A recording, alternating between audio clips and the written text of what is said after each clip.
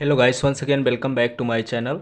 आज की इस वीडियो में पढ़ने वाले हैं एक्सरसाइज 6.2 का क्वेश्चन नंबर 3। क्वेश्चन नंबर 3 दिया है कि आकृति में यदि एल एम समांतर है सी बी के और एल एन जो है समांतर है सी डी के, तो हमें सिद्ध करना है कि ए एम अपान, क्वेश्चन में दिया है ए एम अपान ए बी और बराबर में ए एन अपान ए डी, ये हमको सिद्ध करना है। ए एन अपान ए डी सिद्ध करना है। दो चीज़ें दी हुई हैं, एक एल एम समांतर है सी बी के और एल एन समांतर है सी डी के। तो हमें सिद्ध करना है कि ए एम अपान ए बी बराबर होगा ए एन अपान ए डी के। ये आकृति है। इस आकृति को अगर हम ध्यान से देखते हैं तो पहले में कह रहा है कि एल एम जो है वो सी बी के समांतर है, तो एल एम यहाँ पे पड़ता है और जो सी बी है वो यहाँ पे पड़ता है। तो इस फिगर को अगर हम अलग करते हैं, जैसे इस प्रकार से, ए हो गया, ये सी हो गया, ये बी हो गया और इसको हम मिला देते हैं यहाँ से, और AC वाली लाइन में L है और यहाँ पे M है। तो क्वेश्चन में क्या कह रहा है यहाँ पे कि जो LM है वो CB के समांतर है। तो अगर LM CB के समांतर होगी तो ये वाली भुजा का अनुपात इस वाली भुजा के अनुपात के बराबर होगा। प्रमेय नंबर हमने सेकंड में पढ़ा था, तो यहाँ पे लिखेंगे प्रमेय नंबर,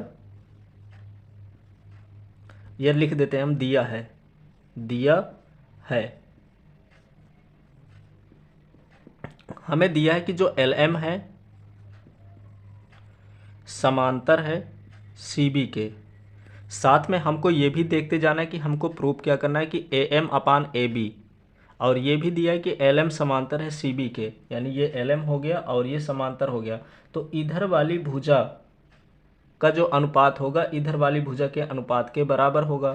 तो हमें ऊपर ए एम लेना है, यानी कि ए से एम लेना है, तो हम लिखेंगे यहाँ पे ए एम, और नीचे ए बी लेना है, यानी कि हमें पूरी भुजा लेना है, तो हम पूरी भुजा लेंगे ए बी।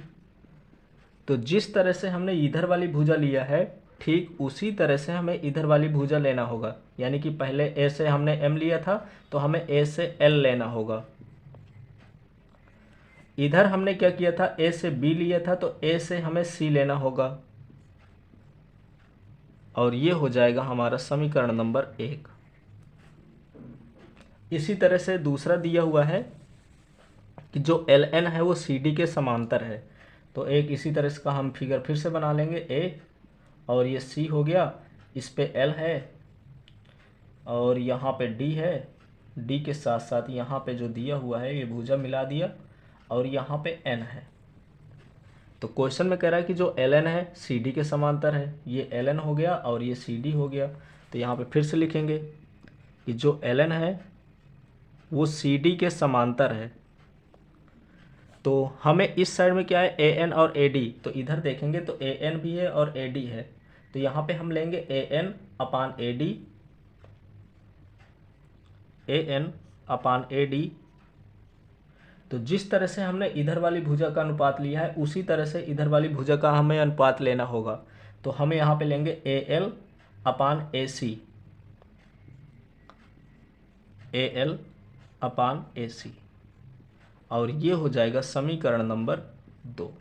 इस तरह से हमने दोनों दिया हुआ था कि दोनों समांतर हैं और दोनों के हमने अनुपात लिख लिए प्रमेय नंबर दूसरे का यूज करके। अब इस फिगर का कोई काम नहीं है। अब इसके बाद हम यहाँ पे क्या करेंगे, समीकरण 1 और समीकरण 2 में कंपेयर करेंगे। तो यहाँ भी ए एल अपान ए सी है और यहाँ भी ए एल अपान ए सी है, दोनों में इक्वल है। तो यहाँ पे लिखेंगे समीकरण 1 व